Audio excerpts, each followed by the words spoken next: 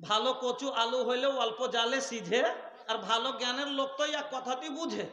ভালো কচু আলু হইলে অল্প জালে সিঝে, আর ভালো জ্ঞানের লোক এক কথাতেই বুঝে। এক ধরনের আলু আছে হাজার জাল দিলে কভ পয়সা হয় না সিদ্ধ, আগুনেরই ফলে বুঝেও যে অবুঝ সাজে তারে বুঝাই কে। আমি বুঝবো না। আমাদের ওদিকের একটা ভাষা আছে, কই যে এ হো তোর बकरी हमरो धान खाय लेलके, कहे गलती भै गेलो छे भैया माफ करी दे। कहे हम माफ करी देलो छी लेकिन खेले के ने। बेचारे भैया तही से तो माफी मांगे छिया। हाँ बेचारे भैया हम माफ करबे लेकिन खेले के ने, तो ওইটাই কথা হলে মাফ কেমন কথা।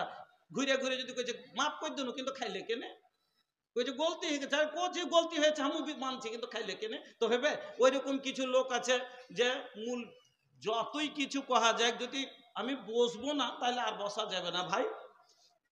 মালদা জেলার একটা চ্যাংড়া ছিল আমার ছট্টি জামাতে, আমার সাথে কথা বলার ঢং থাকতো না, খালি অপমান হয়েছিল। কইতো মামু তুমি যে আহামুখ হয়ে গেলে জি, তোমাকে আহামুখ করে দিলে।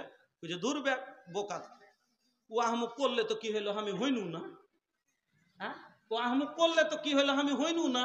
তো ওইরকমই মুলবি সাহেব বসতে কইলে তো কি হলো আমি বসবো না, তো আর কিছু করার নাই ভাই। হ্যাঁ যাক, ইনসানকে ইশারা কাফি, আর বলবো না। তো বলছিলাম যে 2 নম্বর হক হলো স্বামীর কথা মতো চলতে হবে। তাহলে মহিলারা প্রশ্ন করতে পারে, ও মৌলভী সাহেব আমার স্বামী তো এমন লোকের লোক, এবার এক ওয়াক্ত নামাজও পড়ে না, রমজানের ফরজ রোজাও রাখে না, দুপুরের সময়তে বাড়ি ঢুকে গেছে, আমি রোজার অবস্থায় আছি আর আমার স্বামী রোজাও রাখে না, নামাজও পড়ে না, দুপুরের সময়তে এসে কইছে কোন দিকে গেলে, এদিকে আছি, ভিতরে আয়, ঘরে চল। রোজার অবস্থায় আমাকে নিজের মনের জন্য সাদের জন্য ডাকে। আচ্ছা মাওলানা সাহেব আমার স্বামীর কথা তো মানতে হবে, তাহলে কি ওই জায়গা তো মেনে নেব? না না না, লা তাআতা ফি মাসিয়াতিল্লাহ। যেই কাজ করতে গেলে আল্লাহর নাফরমানি হবে, যেই কাজ করতে গেলে গুনাহ হবে, ওই কাজে স্বামীর ইতাআত করা যাবে না, কাউরির কথা মানা যাবে না। স্বামী যদি বলে ছোট ছোট কাপড় পিন, 1.5 কিলো আলকাতরা লাগা, উঁচা উঁচা গুল্লার চাপ্পল পিন্ধে রোডে হাঁটবি, যাতে কয় হ্যাঁ ফালনার বাড়ি এলি যেছে খুব সুন্দর, তাহলে মানবে কি না? এরকম যেই কাজে গুনাহ হবে, লা তাআতা ফি মাসিয়াতিল্লাহ, আল্লাহর নাফরমানিতে কাউরির কথা মানা যাবে না। ইন্নামা তাআতু ফিল মারুফ, ভালো কাজে যদি বলে তাহলে তাকে মেনে নিতে হবে। কত দূর মানতে হবে?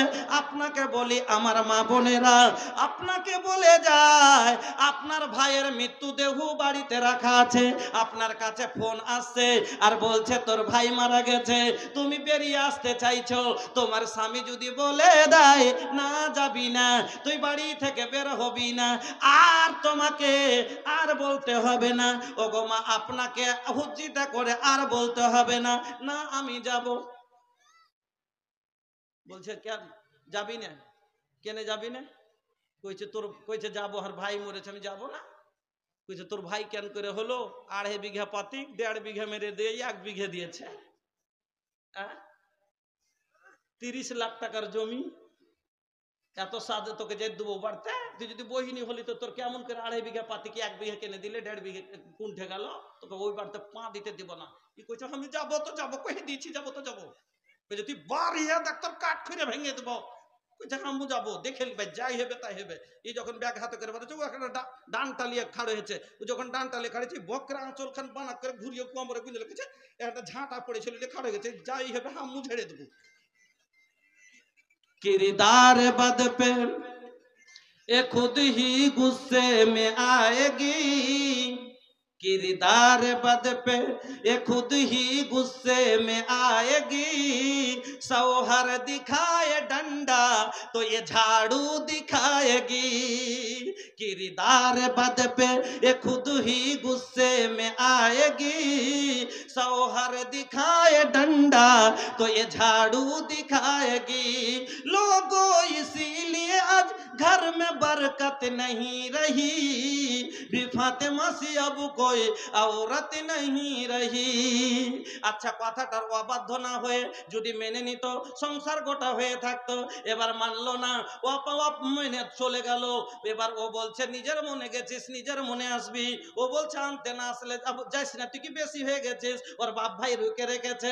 3 মাস চলে গেল, 4 মাসের বেলায় কেস হবে, 5 মাসে দুদিক থেকে টাকা যাবে, সংসার নষ্ট হয়ে যাবে।